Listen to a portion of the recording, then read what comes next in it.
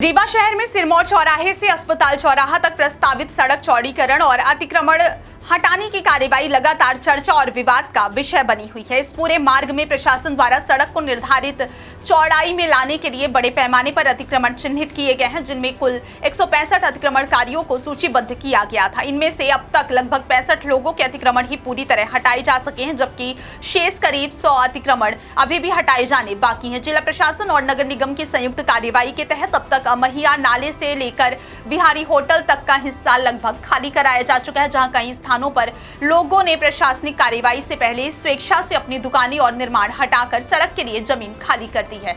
क्या आपको बोरवेल करवाना है लेकिन लोकल और सस्ते पाइप्स लगाकर हो गए हैं परेशान? तो अब आपके शहर में आया है न्यूट्रॉन 40 kg बोरवेल पाइप। दमदार क्वालिटी के साथ 10 साल की गारंटी, ज्यादा मजबूती और लंबी उम्र का वादा। तो अगली बार बोरवेल करवाएं, केसिंग पाइप सिर्फ न्यूट्रॉन 40 kg ही लगवाएं। अनुमान के अनुसार लगभग 40 लोगों ने खुद ही अतिक्रमण हटाते हुए अपनी संरचनाएं समेट ली, जबकि लगभग 2 दर्जन अतिक्रमण नगर निगम की टीम द्वारा हटाए गए। इस दौरान कुछ मामलों में यह भी देखने को मिला कि लोगों ने अपने भवनों के केवल आगे के हिस्से या सड़क की ओर बढ़े हुए हिस्से को काटकर घरों की आंशिक रूप से सुरक्षित करने का प्रयास किया, लेकिन बाकी अवैध निर्माण को प्रशासन द्वारा हटाया गया। हालांकि इस पूरे मार्ग में सबसे अधिक चुनौतीपूर्ण स्थिति सुपर स्पेशलिटी हॉस्पिटल के सामने देखने को मिल रही है, जहां लगभग आधा सैकड़ा से अधिक दुकानों और अस्थायी निर्माणों के रूप में अतिक्रमण मौजूद है। यह क्षेत्र न केवल व्यावसायिक दृष्टि से अत्यंत संवेदनशील है, बल्कि यहां अतिक्रमण हटाने को लेकर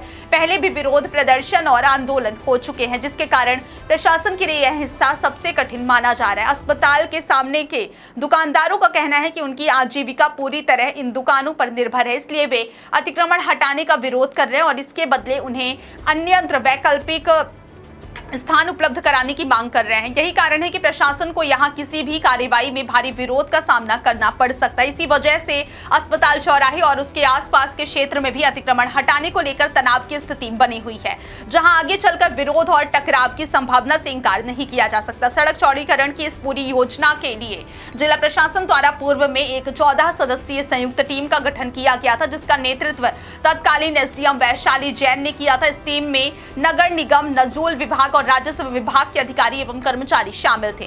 टीम ने मौके पर भौतिक सत्यापन करते हुए पूरी सड़क का सर्वे किया और राजस्व रिकॉर्ड तथा वास्तविक स्थिति के आधार पर अतिक्रमणकारियों की सूची तैयार की। प्रशासन का कहना है कि यह पूरी प्रक्रिया विधिवत तरीके से की गई है और इसमें राजस्व मानचित्र का भी सहारा लिया गया है, जिसके अनुसार सिरमौर चौराहे से अमहिया नाले तक सड़क की चौड़ाई लगभग 22 मीटर से 28 मीटर तक दर्ज है, जबकि गोस्वामी एक्सरे से लेकर गुरुद्वारा तक यह चौड़ाई इसी सीमा में बनी रहती है। वहीं गुरुद्वारा से लेकर अस्पताल चौराहा तक सड़क की चौड़ाई लगभग 18 मीटर दर्ज है।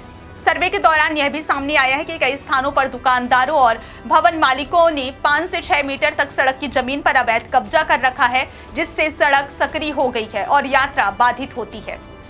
विशेष रूप से अन्नपूर्णा ट्रंक स्टोर के आसपास दोनों तरफ सड़क पर अत्यधिक अतिक्रमण देखा गया, जहां पैदल और वाहनों की आवाजाही भी प्रभावित होती है। प्रशासन का कहना है कि सड़क चौड़ीकरण का उद्देश्य केवल यातायात व्यवस्था को सुधारना ही नहीं, बल्कि शहर में बढ़ते जाम और दुर्घटनाओं को भी कम करना है। हालांकि इस कार्यवाही में लगातार सामने आ रहे विरोध और सामाजिक व्यवसायिक दबाव के कारण कार्य की गति धीमी पड़ रही है। अब सभी की नजरें सुपर स्पेशलिटी हॉस्पिटल के सामने और अस्पताल चौराहे के हिस्से पर टिकी हुई है, क्योंकि यही से आगे की कार्यवाही की असली परीक्षा मानी जा रही है। जिला प्रशासन के लिए यह भी एक बड़ी चुनौती है, वह कानून व्यवस्था बनाए रखते हुए अतिक्रमण हटाने की प्रक्रिया को आगे बढ़ाए और प्रभावित लोगों के विरोध को भी संभाले। कुल मिलाकर सड़क चौड़ीकरण की यह पूरी योजना अब एक निर्णायक मोड़ पर पहुंच चुकी है, जहां एक तरफ विकास और यातायात सुधार की आवश्यकता है, वहीं दूसरी ओर वर्षों से बसे व्यापारियों और दुकानदारों की आजीविका का सवाल भी खड़ा है और इसी संतुलन के बीच प्रशासन की अगली रणनीति तय होगी।